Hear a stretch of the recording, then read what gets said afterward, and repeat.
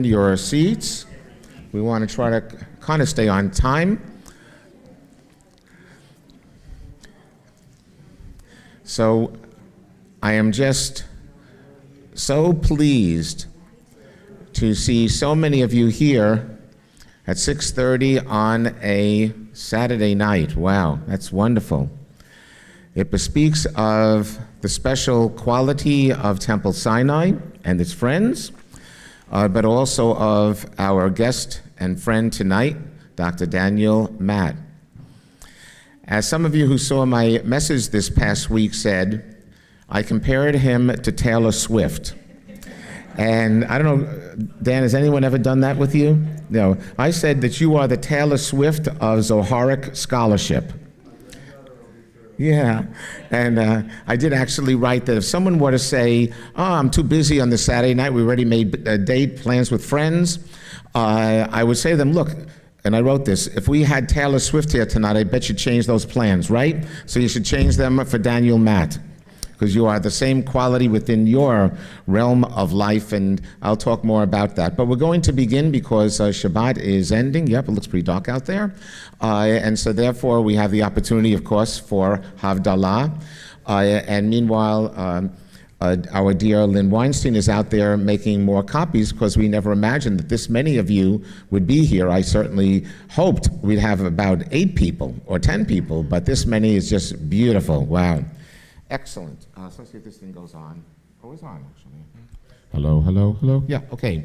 So let's see. Tony, why don't you come up here? We'll use you for this. My assistant. Yes, come on. Yes, you are. Yes. Okay, you're going to hold the microphone.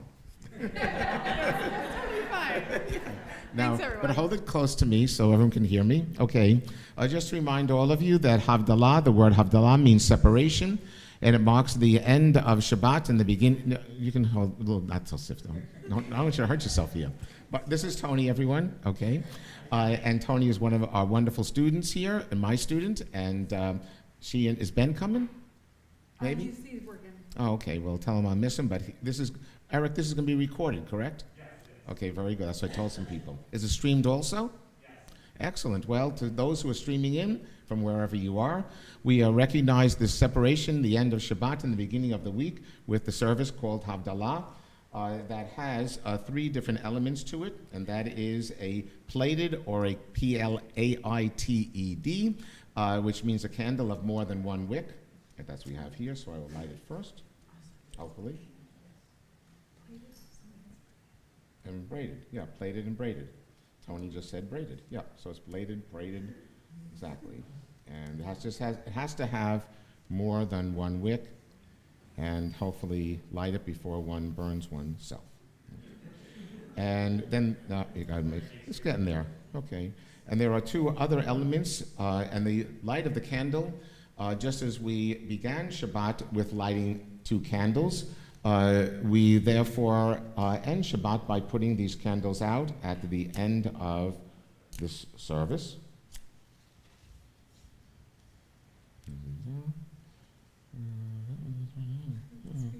Oh, there it goes. Okay. And actually, Judy and I had one that had 10 wicks to it. Wow. We actually almost burnt our house down, but yeah.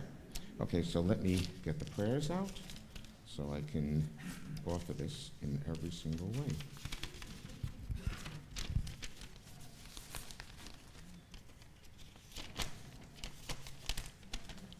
Isaac, you stand over here, if you will, and hold this up for me. Of course. Yeah, boy, it's tough being the rabbi, isn't it? Okay.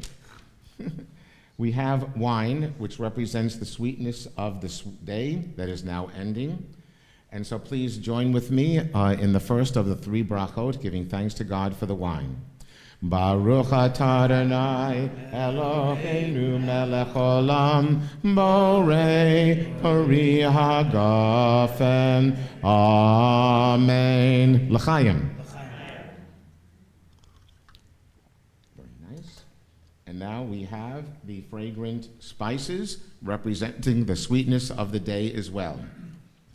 Baruch atah Adonai Eloheinu melech olam borei minei v'samim. Amen.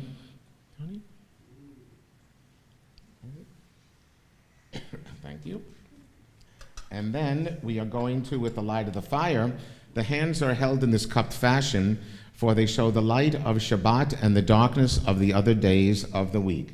Baruch atah Adonai Eloheinu melech olam, borei me'orei ha'esh.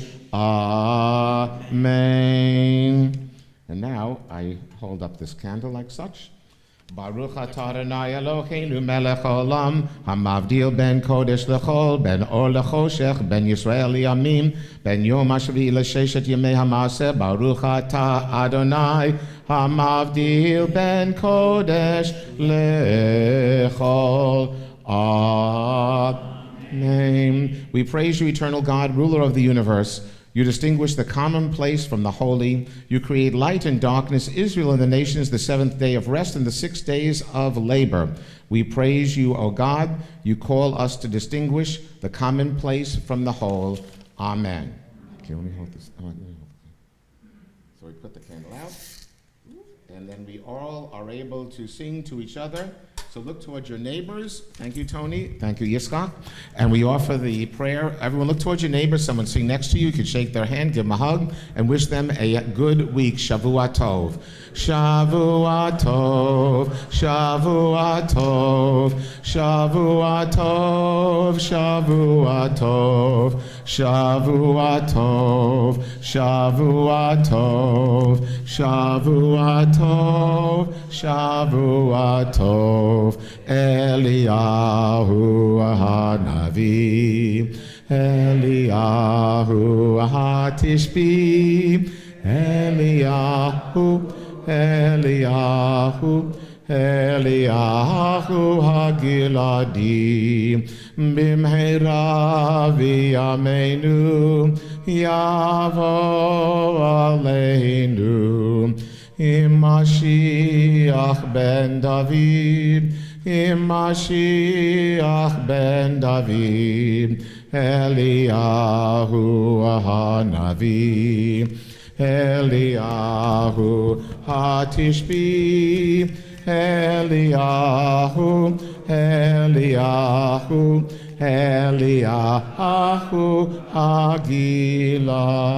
HaGiladi.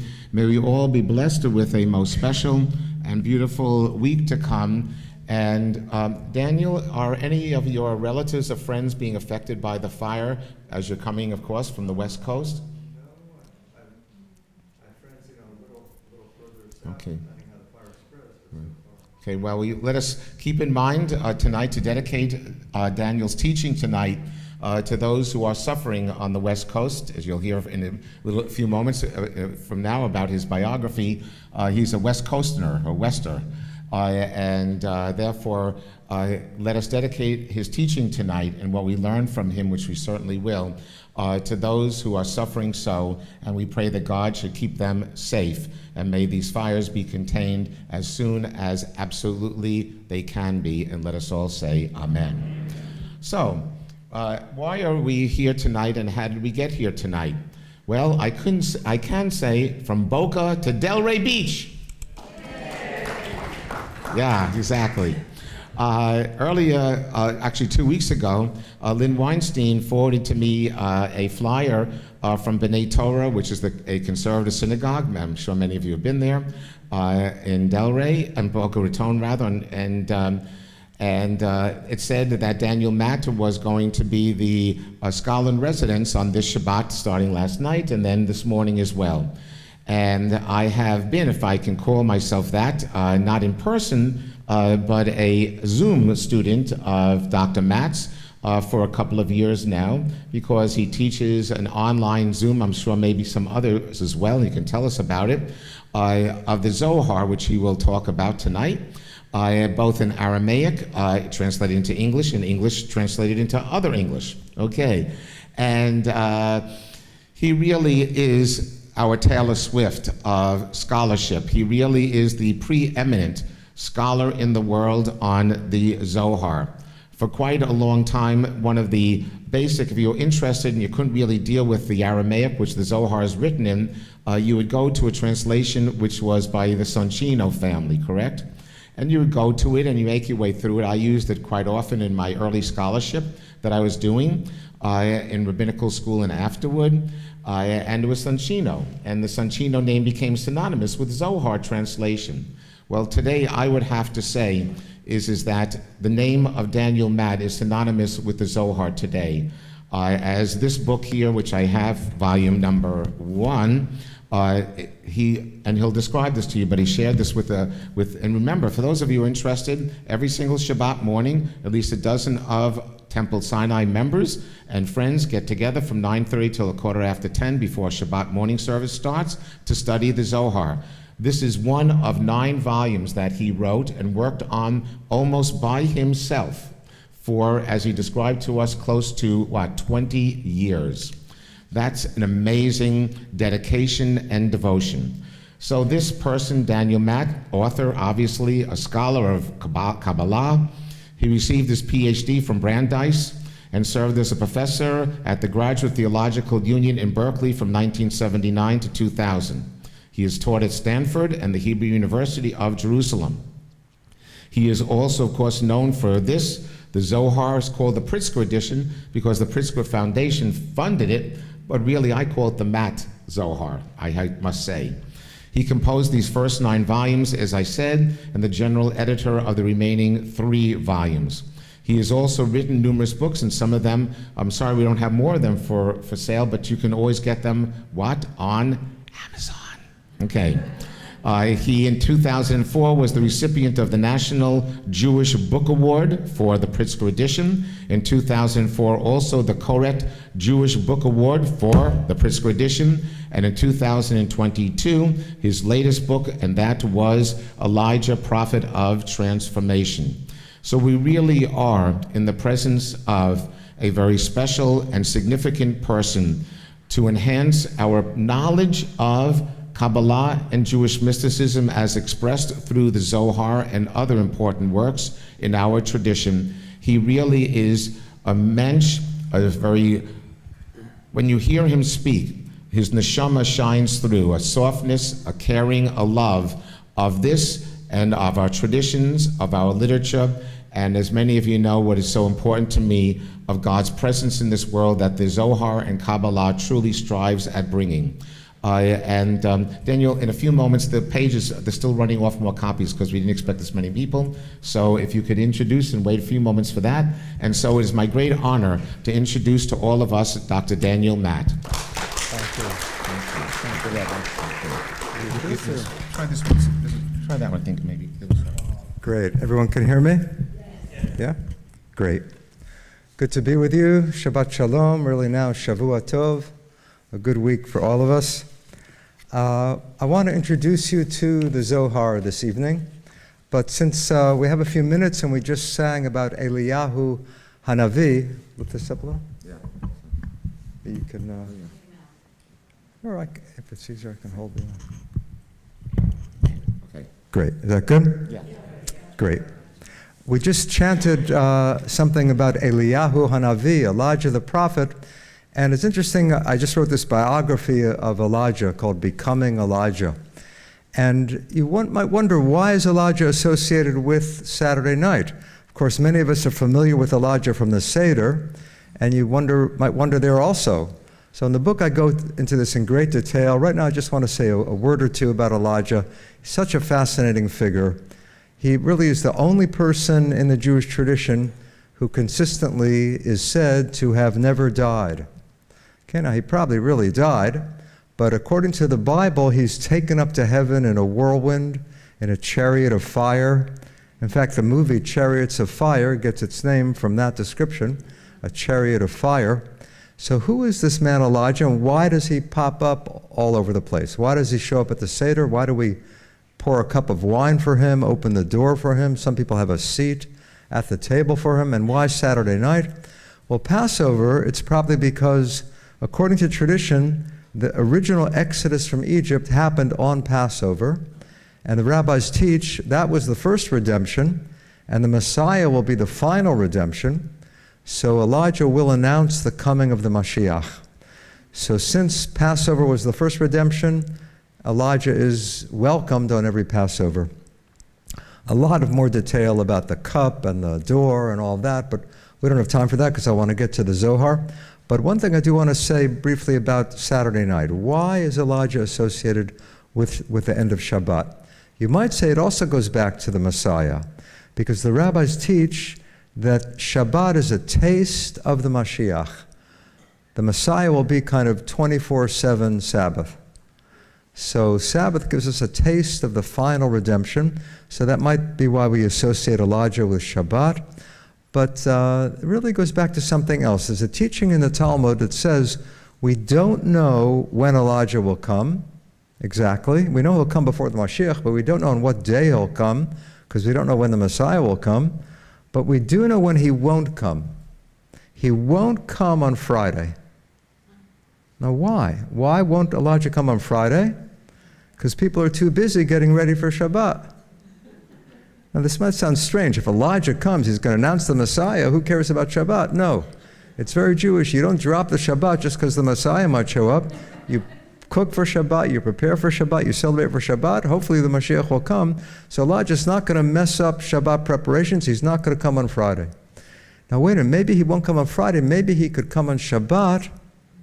If he came on Shabbat, then the Messiah would come the very next day, or maybe even Saturday night. It would be beautiful if Elijah came on Shabbat.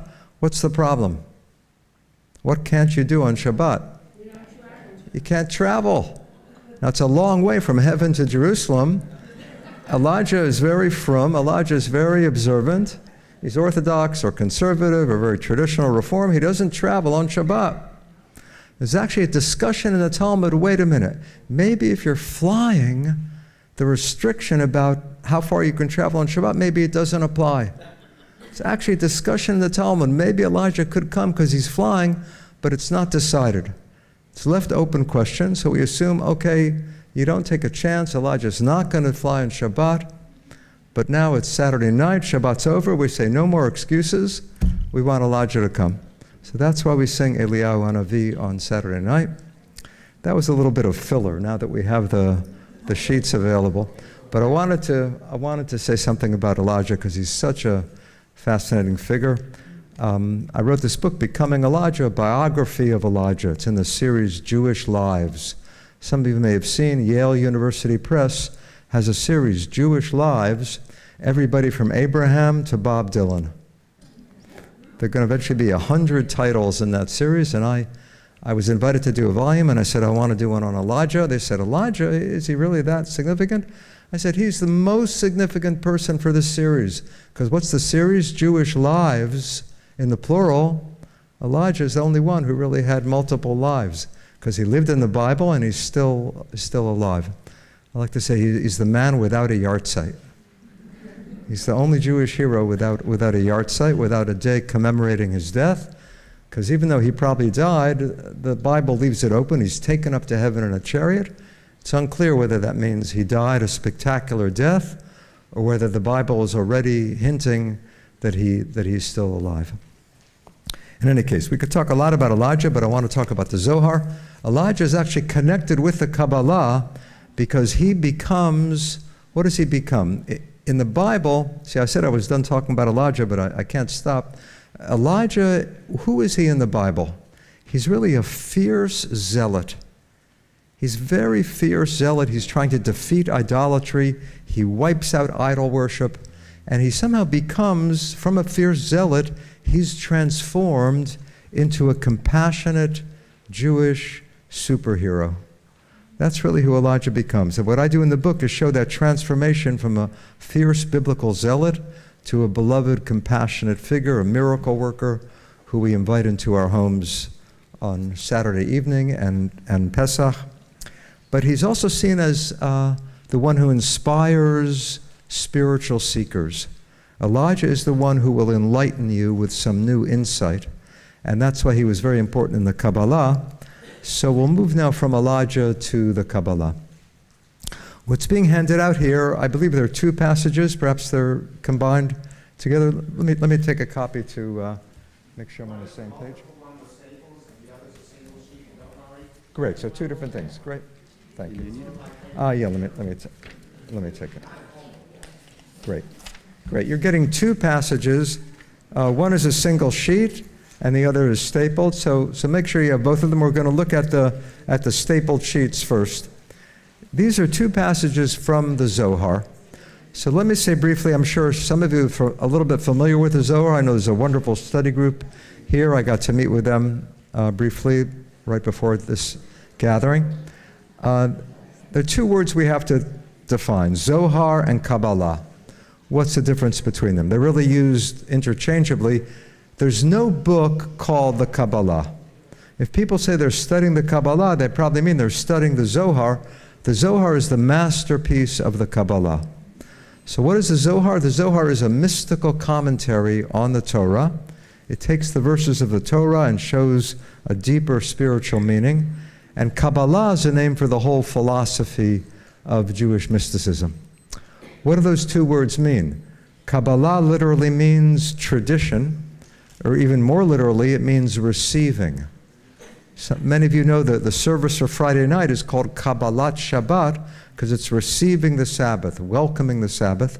But Kabbalah by itself means receiving, can mean tradition, and it's used to refer to the mystical tradition within Judaism. What about Zohar?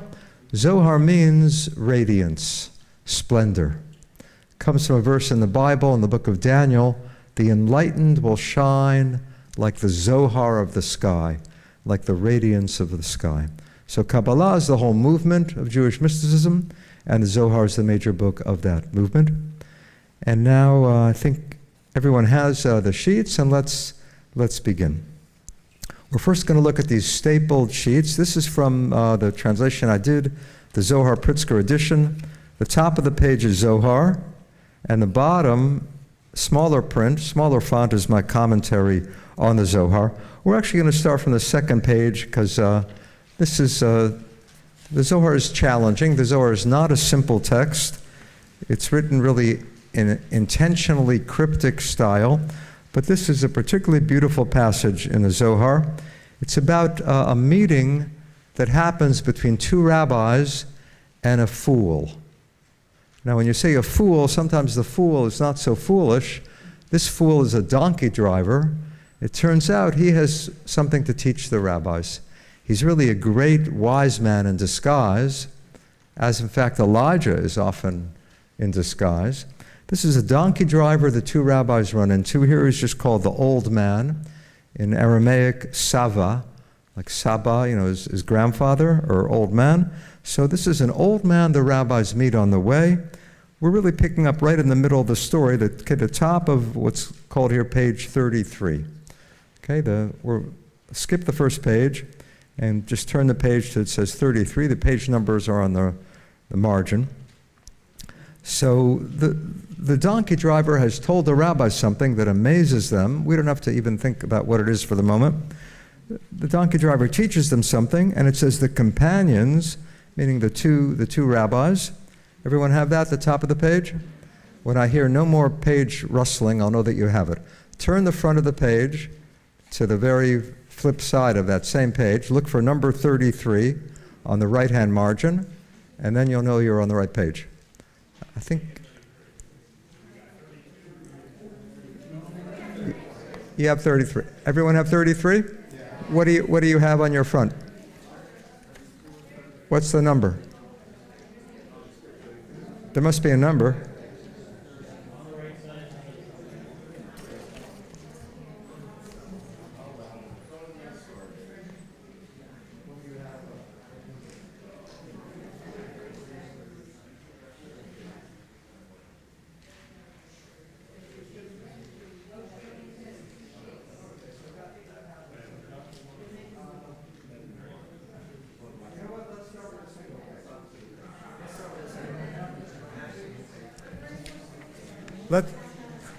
Let's start with a single page.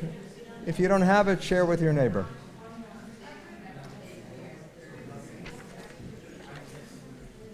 Okay, there'll be some more coming. The Zohar is difficult.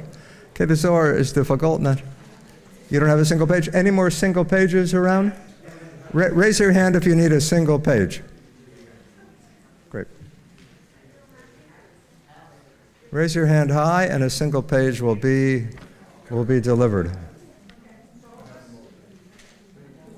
Here also? This later? Great. Okay, and a few more over here.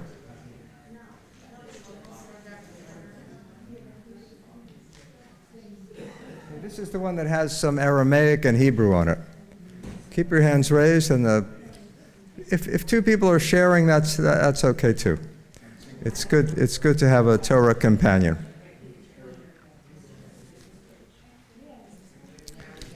Okay. For the moment, as long as you have the page with Aramaic, that's what we're going to start with. The single page with Aramaic and Hebrew. You have that now? Great. Okay. So this is a parable from the Zohar. I'm going to work from the English, not from the Aramaic and the Hebrew, but just so you'll know, the large font at the bottom is Aramaic, the small font is Hebrew. Well, first of all, why was the Zohar written in Aramaic? This book was written in the Middle Ages, in the 13th century in Spain. Almost all Jewish books that were written at that point were written in Hebrew. Aramaic is only used for ancient books, right? The Talmud is written in Aramaic. Why would somebody writing 1,000 years later write his book in Aramaic? Because the author of the Zohar never admitted that he wrote the Zohar. He claimed he was copying from an ancient manuscript that went back 1,000 years. He says, this was originally written in Aramaic, and that's why I'm copying it in Aramaic. Why didn't he come out and say that it was his book? Usually authors are very proud of their books. I lugged books here on United Airlines all the way from San Francisco. Authors want to show their books. Why wouldn't Moses de Leon claim that this was his book? Yeah.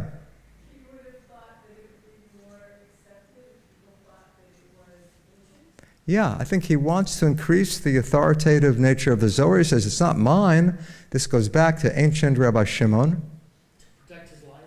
Also to protect himself, because he offers some very radical teachings. For example, that God is male and female. According to the Kabbalah, God is equally male and female. If he had come out and said, I have an idea, God is a woman, might not have gone over so well.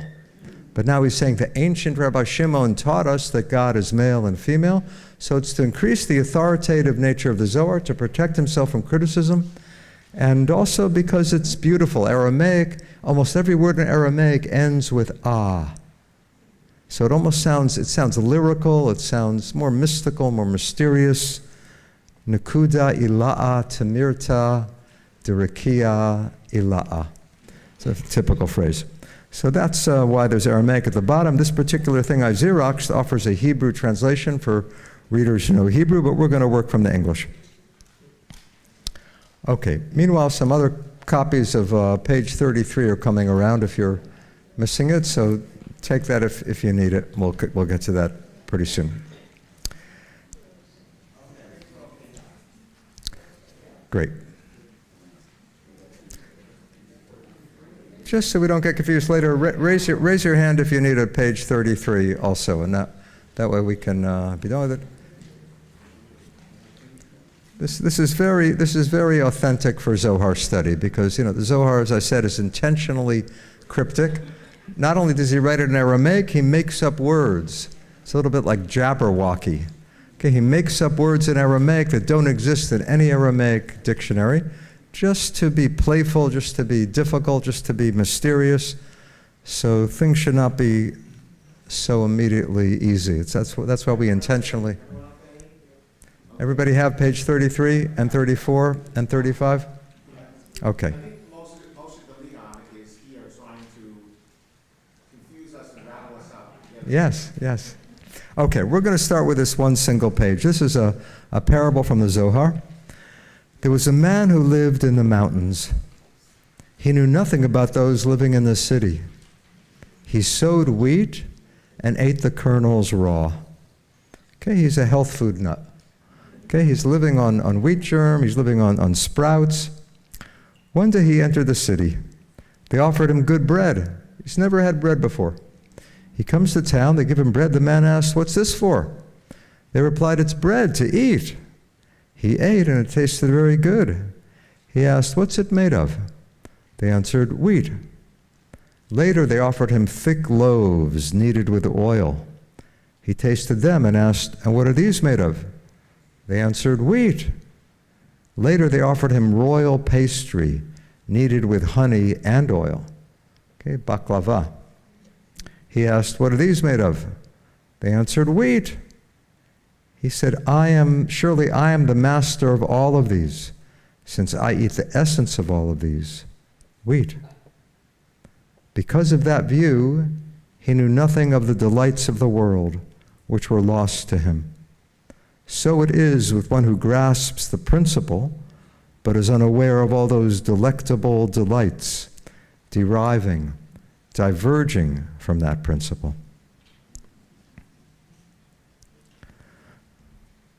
Okay, what's going on here? This man, he knows only wheat. He's offered bread. He likes the bread.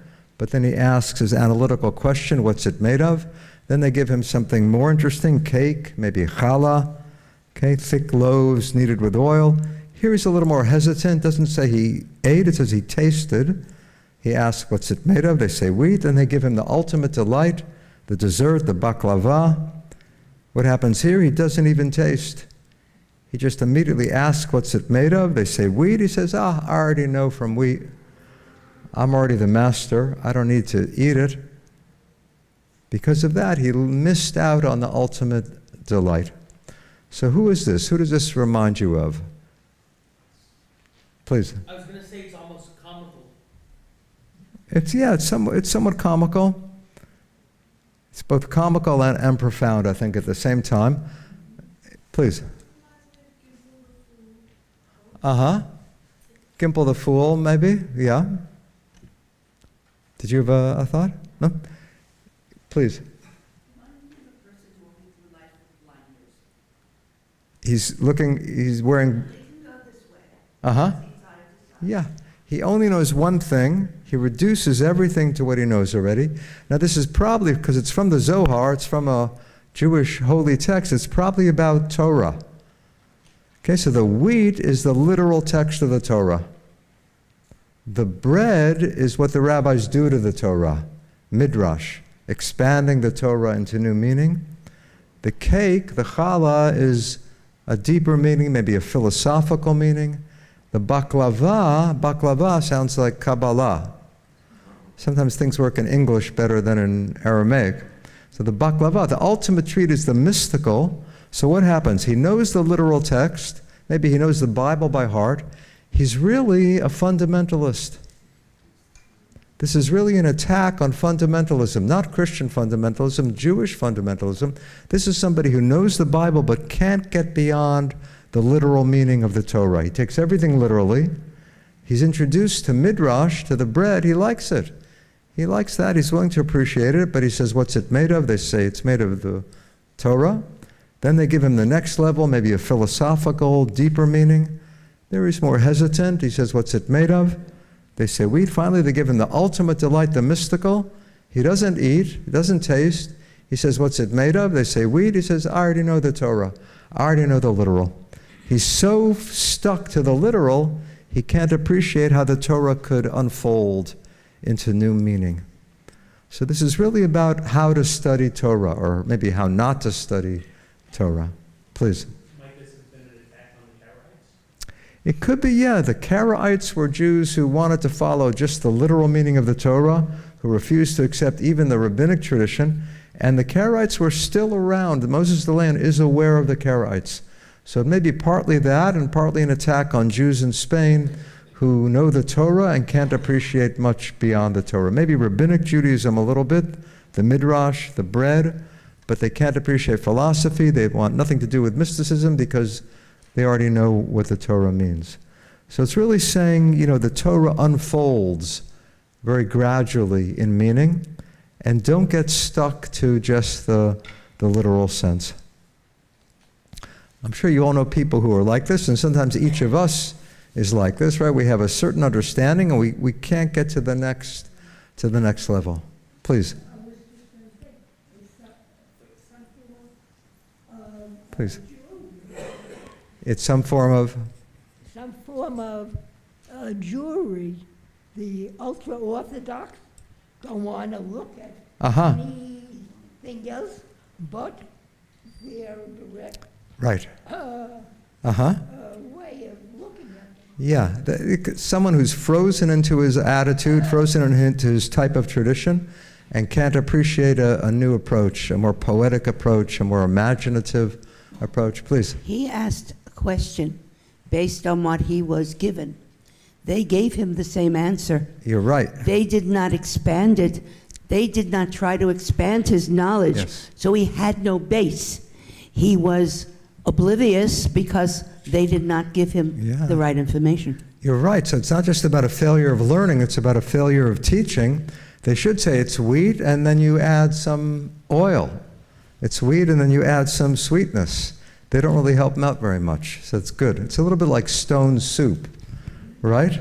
It's making everything out of stone, but there's a little onions, a little flavoring, there's a little spice, and they're not totally honest. They're also very reductionistic. They're reducing it, and he's reducing it. In Rabbi's class on Saturdays, I mention a lot personally that we have to think in context of the time that they lived.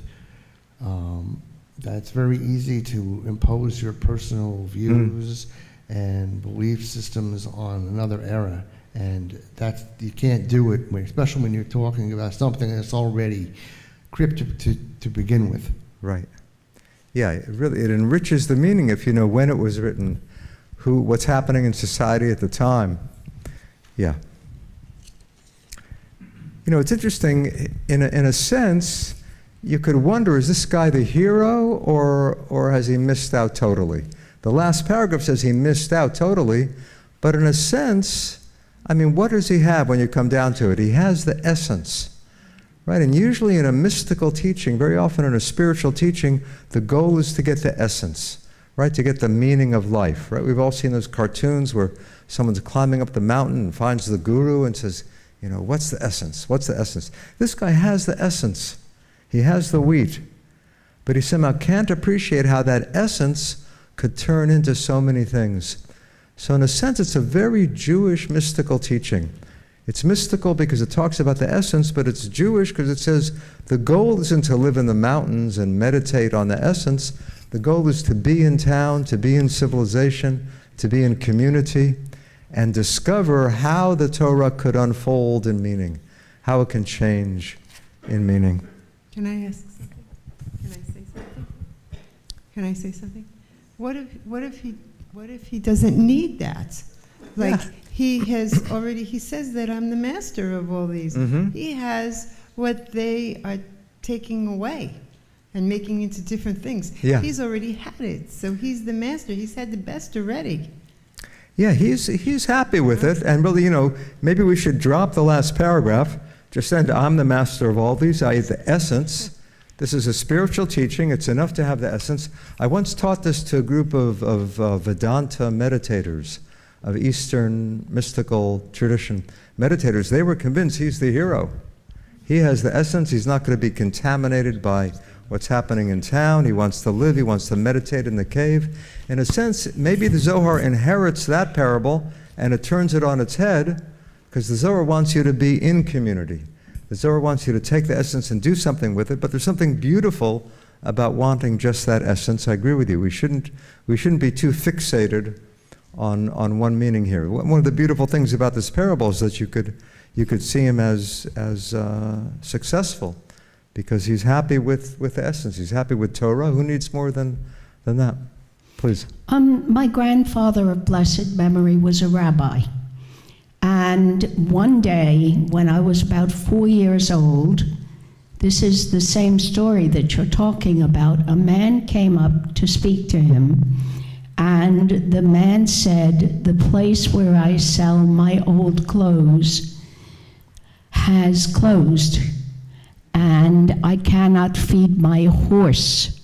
Now, he was a family man. He had 2 children, and he wasn't concerned about them. He said, Rabbi, in the Torah it says you must feed your animals, you must be responsible for them. And what am I going to do? I cannot feed my horse.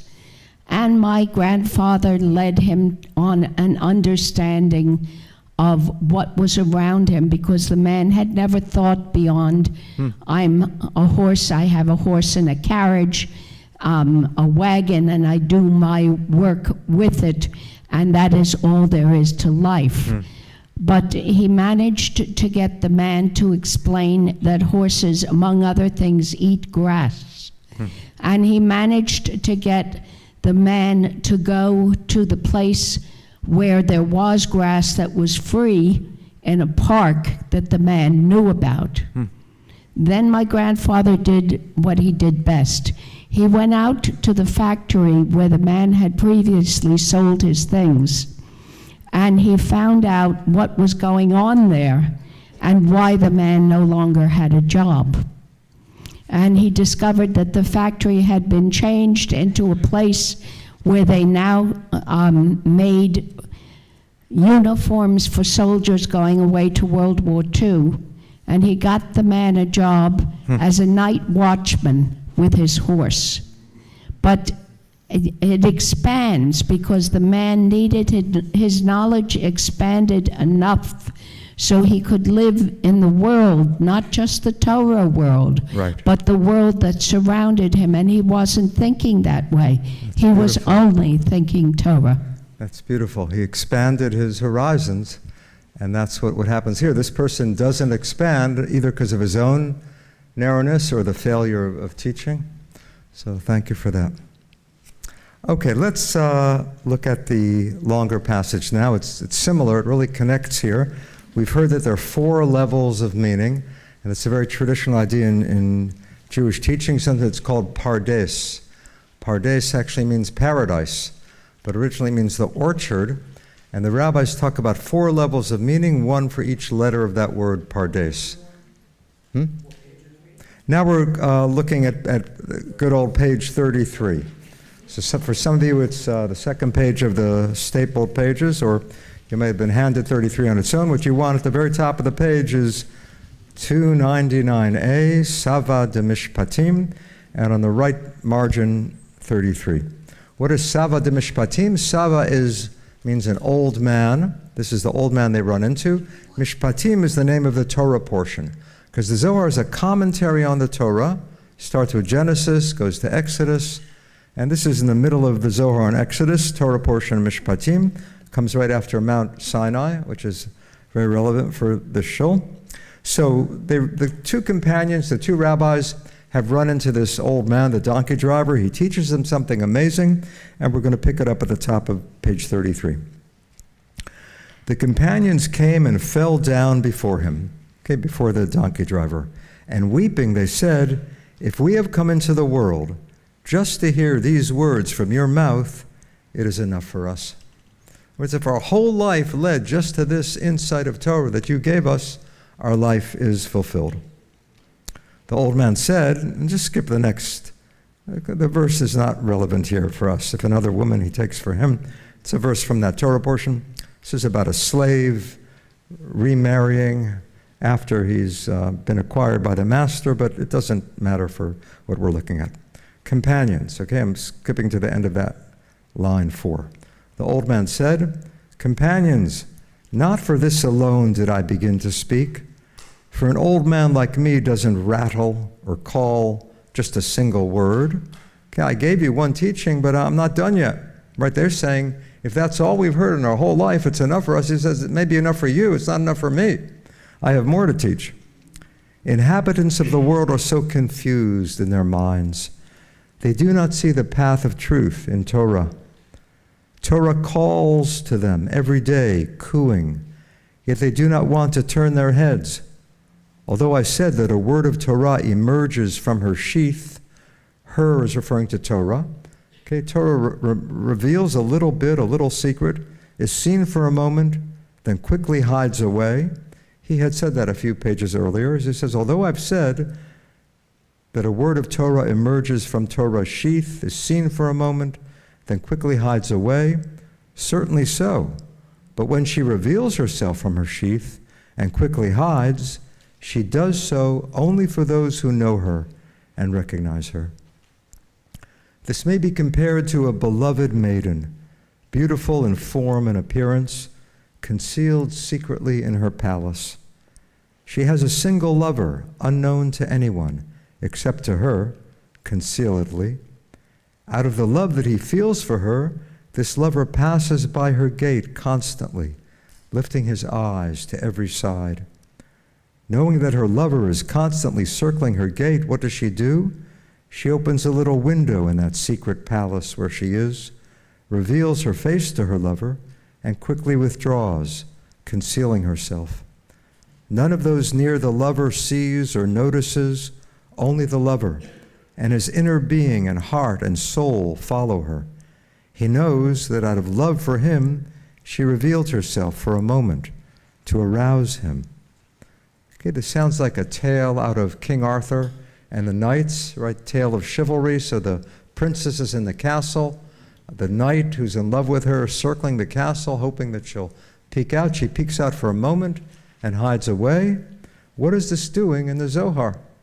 Well, the maiden is who? Let's turn to page 34. I'm skipping over the commentary now. We'll look at a teeny bit of the commentary. You can look at more on your own, but I want to stick with the Zohar itself. Top of page 34. So it is with the word of Torah. Okay, the princess, the maiden, is Torah. Okay, Torah is almost always feminine for the rabbis. So what does Torah do? She reveals herself only to her lover. Torah knows that one who is wise of heart circles her gate every day. What does she do? She reveals her face to him from the palace and beckons him with a hint, then swiftly withdraws to her place, hiding away. None of those there knows or notices, he alone does, and his inner being and heart and soul follow her. Thus Torah reveals and conceals herself, approaching her lover lovingly to arouse love with him. Come and see. The Zohar loves to say, come and see. In Aramaic, it's ta chazeh. In Hebrew, bo ura'eh. Come and see. Like, he said something. Let's look more deeply into this. Come and see. This is the way of Torah. At first, when she begins to reveal herself to a person, she beckons him momentarily with a hint. If he perceives, good. If not, she sends for him, calling him simple. Tell that simple one to come closer so I can talk with him. As is written, whoever is simple, let him turn here, he who lacks understanding. Okay, anything in italics is from the Bible. This is a chapter in Proverbs about wisdom. Wisdom is eager to share her secrets, and wisdom is addressing people, let the simple person turn in here. So here it's applied to Torah. Torah is beckoning this potential student, okay, who is each of us, right? The lover is meant to be each of us who could become a lover of Torah. Torah is beckoning us with a hint. As he approaches, she begins to speak with him from behind a curtain she has drawn, words suitable for him, until he reflects little by little. This is Drasha. Okay, let's pause there. Look down below at the note. This is note 98. So the left-hand column of that page, see 98, words suitable for him, Drasha. Torah begins to unfold gradually through Drasha or Midrash, okay, which literally means searching for meaning. Okay, so the rabbinic interpretations are Midrash. So what's going on here? What's that hint? Okay, he's saying that now we're at the level of Midrash. What's the hint? The hint probably is the original word on the page. Words Torah peeks out, one little word pops out at you, maybe a word you might notice as you're reading the Bible. That's a hint. But at that point, the maiden, Torah as the maiden, is still hidden in the castle. She's peeking out for a moment, but there's a stone castle. Now she comes a little closer. Now she's not hidden by the castle. Now she's talking just from behind a curtain. Now she's coming closer to him, revealing more of her secrets. That's Midrash. So what is Midrash? Midrash is what the rabbis do to expand the meaning of the Torah. Here, it's what the maiden does. What the maiden Torah does, she's spelling out what's hinted at in the Torah. What she's spelling out is referred to as Drasha or Midrash. Then she converses with him from behind a delicate sheet, words of riddle. This is Haggadah. Now we think of Haggadah as the Passover Haggadah, but that's not what it means here. Here it really means philosophical allegory. What's allegory? Philosophical allegory would be, for example, the Bible talks about Abraham and Sarah. That's really a way to teach us about form and matter. Okay, how Aristotle or Plato would talk about form and matter combine to create physical reality. Medieval philosophers, Jews and Christians and Muslims, they would try to find that kind of philosophical meaning in Scripture, in the Bible, in the Quran. So they'd say Abraham isn't just Abraham. Abraham stands for form. Sarah isn't just Sarah. Sarah stands for matter. If the Bible says Abraham married Sarah, that's to teach us about form and matter coming together. Okay, that's just a simple example of philosophical allegory, and that's what's meant here by Haggadah. Literally, Haggadah means telling or relating, and it refers here to allegory. Okay, so she's coming closer. First it was the castle, then it was a curtain, now it's a thin sheet, moving from the literal to the midrash, now to a deeper meaning, philosophical allegory. Just as we saw in the wheat parable, we had 4 levels. Here we've had 3. What's the 4th one? The 4th one is the mystical. Once he has grown accustomed to her, she reveals herself to him face to face and tells him all her hidden secrets and all the hidden ways concealed in her heart since primordial days. Okay, we're now at the top of page 35. Okay, now she's revealed the ultimate secret. It's almost she's face to face with him, no barrier between them. Then he is a complete man, husband of Torah, master of the house. For all her secrets she has revealed to him, concealing nothing. Okay, now it's as if he's married to the Torah. He's moved from the literal to the midrash, to the philosophical insight. Finally, the mystical secret she has revealed. We're at the top of page 35. Okay, if you don't have that, then just listen or look on with your neighbor. Now he's master of the house. All her secrets she has revealed to him, concealing nothing. She says to him, do you see the hinting word with which I beckoned you at first? Okay, way back to the beginning, the first hint of Torah itself. These are the secrets. This is what it is. Then he sees that one should not add to these words or diminish them. Then pshat of the verse, just like it is. One should not add or delete even a single letter. So human beings must be alert, pursuing Torah to become her lover, as has been said. Okay, that's the conclusion. So it's strange. How is it progressing? It's progressing from the hint of Torah that was behind the castle, peeking out for a moment, then midrash, you could say rabbinic Judaism, that was a curtain, then some philosophical meaning, just a thin sheet.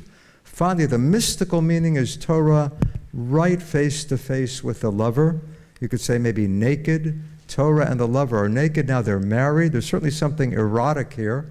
And that's also why the Zohar was kept hidden, because it's a very erotic text, although in a secret way. There's really a love affair here between the student of Torah and Torah. She finally reveals her mystical secrets, but what's strange is, how does he label the ultimate revelation? The ultimate revelation is called Peshat. What does Peshat mean? Peshat means the simple meaning.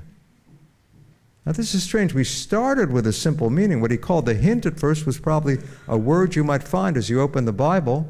That's what you begin with. Then you go deeper. Then you go deeper. Then you go deeper. Finally you get to the mystical secret. But he says the mystical secret is actually the pshat, is actually the simple meaning. I think what this is saying is that don't get lost in the mystical meaning. Don't assume that the insight you had is the ultimate truth. Come back to the word on the page. But when you come back to the word on the page, now it's filled with new meaning. Some of you may remember an old song from the 60s by Donovan.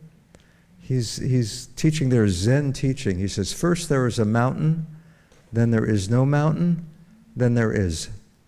That's the progression in Eastern mysticism. First you see the world as it is, nothing special. Then you find total enlightenment, bliss, ultimate truth, then you shouldn't be lost there. Come back to the mountain. Come back to the physical. Come back to reality, but it's filled now with new meaning, and it's the same thing with Torah. You start with a verse in the Bible, maybe it's interesting to you, maybe it's not. You look for a deeper meaning, a deeper meaning. Finally, you find some really deep, fulfilling meaning, but don't assume that's the ultimate truth. Come back to the simple meaning. Why do you come back to the simple meaning? So that you'll be able to teach it to your child. The worst thing to tell a child is, the ultimate truth is this, right? You want the child to be able to take that journey. So come back to the simple meaning. Come back to the pshat, and that's the progression. So really these two passages really dovetail. Okay, the mountain man can't quite make it to the secret. Here, Torah is helping somebody get to the secret, but Torah says, come back to the pshat. Come back to the simple.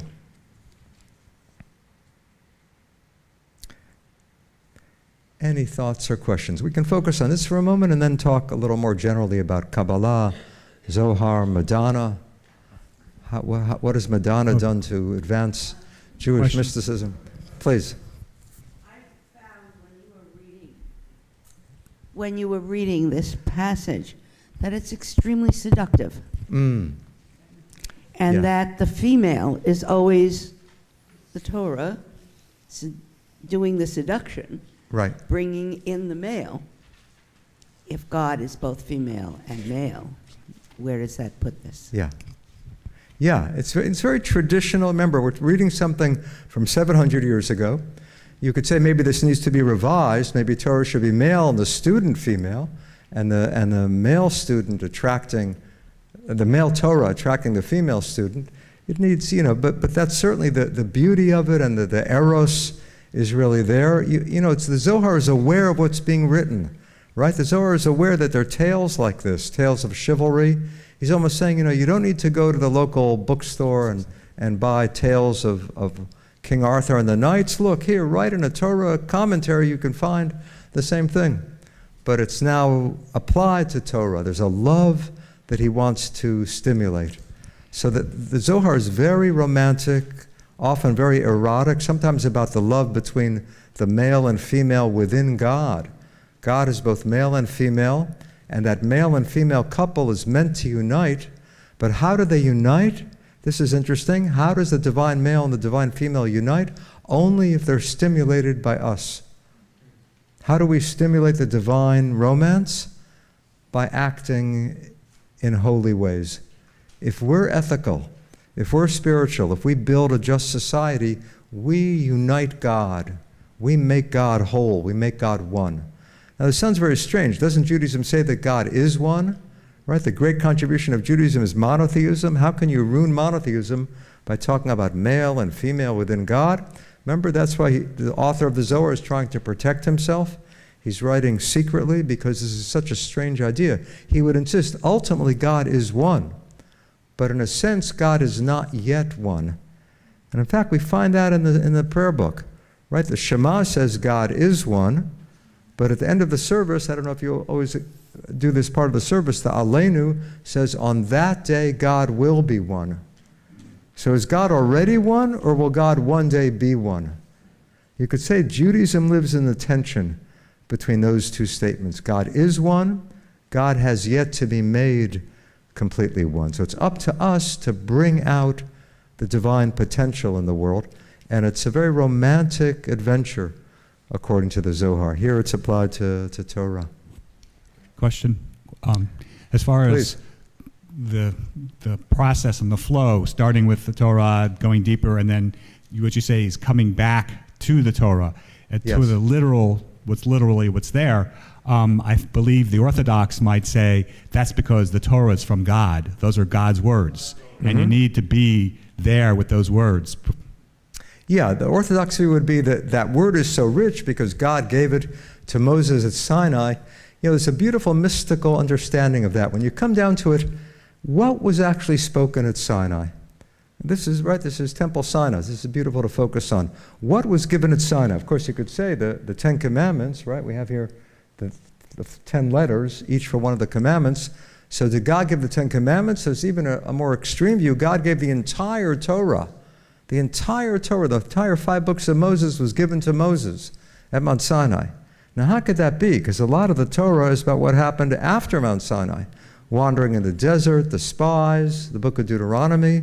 At the end of the Torah, what happens? Moses dies. How could Moses be given a book that talks about his death? The Talmud says, well, that Moses wrote down with tears in his eyes. It's beautiful. So you could say the most extreme view is that God gave the entire Torah. But it makes more sense to say God gave the 10 Commandments. But if you look at the 10 Commandments, it's interesting. Only the first 2 are in the first person. I am the Lord your God. Don't have any other gods before me. The others are really, do this, don't do that, honor your parents, keep the Sabbath, don't murder, don't commit adultery, don't steal, don't covet. It's probably the hardest of all the commandments, don't covet. So maybe God gave the first 2 commandments to all the people, and the rest he gave to Moses, and Moses conveyed them to the people. That view you find in the Talmud. You might say maybe God just gave the first commandment, I am the Lord your God. And the rest, it was God to Moses to the people. Maybe he gave just the first word, I am. I am, that was it, and the rest was God to Moses to the people. Maybe he just gave the first letter. What's the first letter of the first commandment? Happens to be Aleph. What's the sound of an Aleph?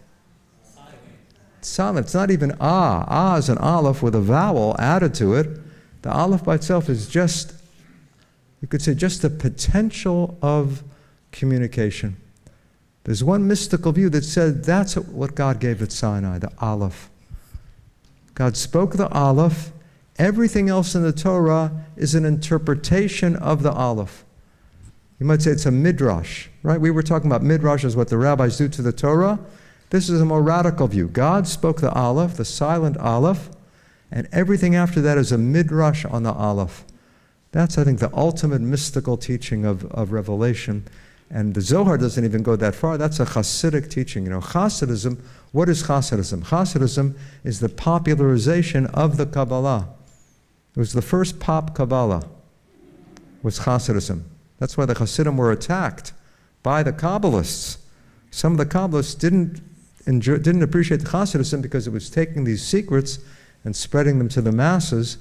But Hasidism really carries on that mystical tendency, and it has some beautiful teachings, including that Aleph.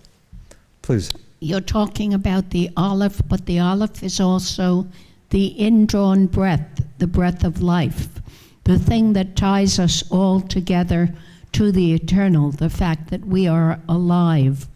And that has no way of being expressed properly in Judaism or any other religion, because it is so deeply mystical that it's something that you have to feel rather than speak about. It's something that is connecting your soul to the ultimate reality of the universe. Yes, it's beautiful. That silent revelation, that there's no adequate record of what that means. Every person will interpret that differently. Every person will spell it out. Come back to Elijah for a moment. Elijah has an encounter with God at Mount Sinai. In the book of Kings, it's called Mount Horeb, but Horeb is Sinai. Elijah goes to Sinai, and God appears to him. First, there's a mighty wind, and it says God was not in the wind. Then there's an earthquake, and the Bible says God was not in the earthquake. Then there's a fire. It says God was not in the fire. And then comes what? A beautiful phrase in Hebrew, Kol Dimama Daka. It's usually translated a still small voice. That's how the King James Version translates it. But that's not what the Hebrew means. It's really a sound of sheer silence, a sound of sheer stillness. That may be where Simon and Garfunkel got their title, Sound of Silence, from that verse. But if the Hebrew is Kol Dimama Daka, a sound of sheer stillness, that's where God is found. That's really very close to the Aleph. And Elijah hears that at Mount Sinai. At the original Mount Sinai, God spoke the Aleph, and we've been trying to figure out what that Aleph means ever since. Orthodox, conservative, reform, reconstructionist, renewal. Everybody tries to spell out the Aleph, but no record of the Aleph is really adequate for tomorrow. Tomorrow you need a new connection to the Aleph. And Elijah already discovered that at Mount Sinai, God is found in the silence. It's beautiful teaching. From what Please. When you were just reading this, what I was thinking is sometimes it's A little louder if you can. Sometimes it's easy to let yourself go and your mind to go, and maybe the first thing that really hit me was be careful of that you shouldn't let your mind go to all those directions, because look at the snake in the Garden of Eden. You have to be careful sometimes. And also, what about the story of Lot and his wife? And she turns around and looks back. The temptation is always there, in other words, to go for more and go for more and go for more. But the key that I see here is that you're supposed to come back. You got to come back to keep yourself grounded, because you can't let yourself go in all these directions. Maybe it's just not right. And God's telling you, you're supposed to be here with me, not over here in the mind. So Good. I don't know. I think that's beautiful. I think saying exactly, to be grounded. The danger in mysticism is exactly that. You'll believe your own imagination, right? They say, you know, don't believe everything you think, right? So if you imagine something, you can convince yourself that's the ultimate meaning. You could get lost. You could be blissed out and not be there for your partner, not be there for your spouse, not be there to pick up your kid at 3 o'clock. So it's very Jewish in Jewish mysticism to say, come back to the pshat, come back to the simple meaning. But now that's filled with all the possible meanings, and you try them out, right? You talk to your friend, you say, could this be what it means? You discuss, you argue, you interact with one another to find a path. Please. So you began with talking about going up to the mountain, coming down, but isn't that exactly the story of Moshe Rabbeinu at Sinai? He goes up to the mountain, he receives all this, but that mission is not completed until he comes back down. Yeah, coming down from the mountain. Sometimes people say in mysticism, it's easy to go up to the mountain. You can go up to the mountain, you can meditate, you can have a spiritual experience. The hard thing is coming back to town and seeing, is that livable? Is that imagination that I had, is it really practical? Is it really doable? So the being grounded is as important, if not more important, than the ecstasy, than the discovery. What they say in Zen, you know, it's time now to do the dishes. You've had your experience of enlightenment, now do the dishes. And here it's come down from the mountain, come back to the pshat, to the simple. Wonderful. You want to add something more about the Zohar? Yeah, I don't know if I want to interfere with you. No, not at all. Well, I do have a question, if I could. I've read that the Zohar, coming in the 13th and 14th centuries, was written as a way of helping Jews to get through a very traumatic time in Spain and Portugal, and it is really trying to confront the whole concept of how there can be evil in a structure that God has created. Yeah, very much so. The Zohar is trying to respond to this trauma. You know, Jews are there in a Christian country. The Christians are running the show, and the Jews are wondering, you know, what's happened? Is God still protecting us? Is God caring for us? So the Zohar is trying to say, you know, it may seem that you lack political power, but you have great spiritual power. The Zohar is trying to respond to what's happening in Spain at the time, and the problem of evil is very, very prominent in the Zohar. The Zohar evil is called the other side. The other side of what? The other side of God. Somehow evil is part of the divine. It's a divine energy that we have, but that we misuse. It's a very radical teaching. You know, in fact, this goes back to the Bible. It's a very radical line in Isaiah, Oseh shalom uvorei ra. God makes peace and creates evil. That line entered the prayer book, but it was too radical for the rabbis. They changed it, Oseh shalom uvorei et hakol. God makes peace and creates everything. But Isaiah says God makes peace and creates evil. God is somehow the author of good and evil. And the Zohar goes back to the Pshat, goes back to the simple meaning of the Bible. Somehow evil also emerges from God. If God is all-powerful, and for the mystic that means that God animates the universe. God isn't up there, God is everywhere. So if God is animating the universe, evil also is animated by God. So how do you explain that? How can God animate evil? That's really free choice. We inherit this divine energy, but what are we going to do with it? How are we going to act? And that's the Zohar's position. Let's give it up for Dr. Wonderful. A wonderful evening. Thank you. Great. Thank you. Great. Wow. Let's give it, really, it's just so moving, and I hope everyone learned something tonight. And the beauty of Zohar is each one of us comes away with something different, right? For who we are, that's for sure. I think we'd all have to agree that Temple Sinai is an incredible place. I was thinking of the song from Don Quixote, and I'm not going to sing it, although I could, but I'm not going to dream the impossible dream. Yeah. Well, here at Sinai, we dream possible dreams, and we make them come true.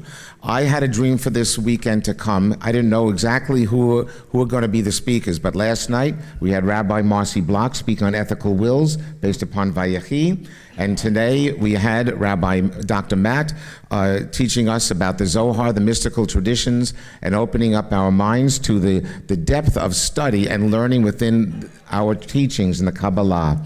What a weekend, right? Just great. Beautiful. That's what goes on here. And so thank you again. And by the way, we have coffee and cake, and hopefully you'll join a little bit. And before I take you back to his hotel, he's going back to California tomorrow, right? Early tomorrow morning. Yeah, early tomorrow morning. So have a safe flight. Everything be safe on the West Coast.